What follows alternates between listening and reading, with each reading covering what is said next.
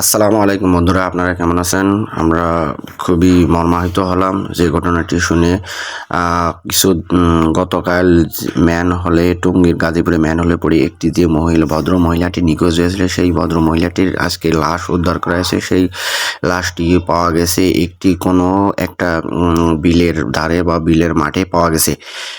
সেই লাশটি কিভাবে পাওয়া গেছে সেই ভিডিওটা আপনারা দেখলে বুঝতে পারেন। চলুন আমরা এই ভিডিওটি একসাথে দেখি। গাজীপুরে নিখোঁজ হওয়া নারীর মরদেহ ৩৬ ঘন্টা পর উদ্ধার। গাজীপুরের টঙ্গীতে খোলা ম্যানহোলে পড়ে নিখোঁজ সেই নারীর মরদেহ ৩৬ ঘন্টা পর উদ্ধার করেছে ফায়ার সার্ভিসের ডুবুরি দল। মঙ্গলবার ২৯ জুলাই সকাল ৯টার দিকে টঙ্গীর বাঁশপটি বিলের মাঝখান থেকে মরদেহটি উদ্ধার করে। এর আগে গত রোববার ২৭ জুলাই রাত ৮টার দিকে টঙ্গী পশ্চিম থানাধীন হোসেন মার্কেট এলাকায় ভারী বৃষ্টির মধ্যে রাস্তায় হাঁটার সময় খোলা ও ঢাকনাবিহীন একটি ম্যানহোলে পড়ে যান ওই নারী। মুহূর্তেই পানির প্রবল স্রোতে তলিয়ে যান তিনি। মৃত তাসনিম সিদ্দিকী জ্যোতি রাজধানীর মিরপুর ১০ নম্বর সেক্টরের বাসিন্দা ছিলেন এবং মনি ট্রেডিং নামের একটি ওষুধ আমদানিকারক প্রতিষ্ঠানে সেলসম্যান হিসেবে কাজ করতেন। তিনি চুয়াডাঙ্গা জেলার ৪ নম্বর ওয়ার্ড মসজিদ পাড়ার মৃত অলিউল্লাহ আহমদ বাবলুর মেয়ে। দুর্ঘটনার পর ফায়ার সার্ভিসের উদ্ধার কর্মীরা রাতেই অভিযান শুরু করেন, কিন্তু সোমবার রাত পর্যন্ত কোনো খোঁজ না পাওয়ায় স্থানীয়দের মাঝে চরম ক্ষোভের সৃষ্টি হয়। এর জেরে সোমবার সন্ধ্যার পর স্থানীয়রা ক্ষুব্ধ হয়ে ঢাকা ময়মনসিংহ মহাসড়ক অবরোধ করে বিক্ষোভ করেন। প্রায় ২ ঘন্টা অবরোধ চলার পর পরিস্থিতি নিয়ন্ত্রণে আসে।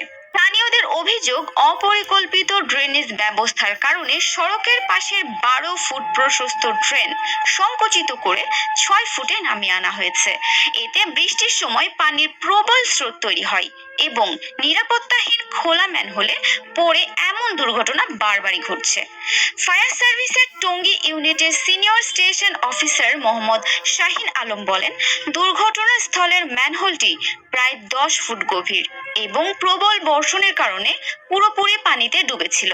আজ সকাল ৯টার দিকে আমাদের ডুবুরি দল জ্যোতির মরদেহ উদ্ধার করে।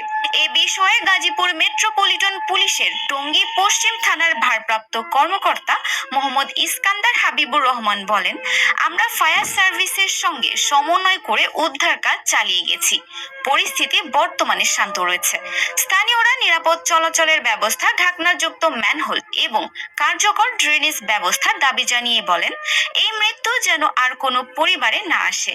এদিকে দুর্ঘটনার তদন্তে গাজীপুর সিটি কর্পোরেশনের পক্ষ থেকে তদন্ত কমিটি গঠন করা হয়েছে।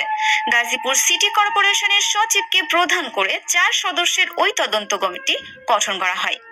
কমিটিতে ফায়ার সার্ভিস সহ অন্যান্য সেবা প্রতিষ্ঠানকে যুক্ত করা হয়েছে।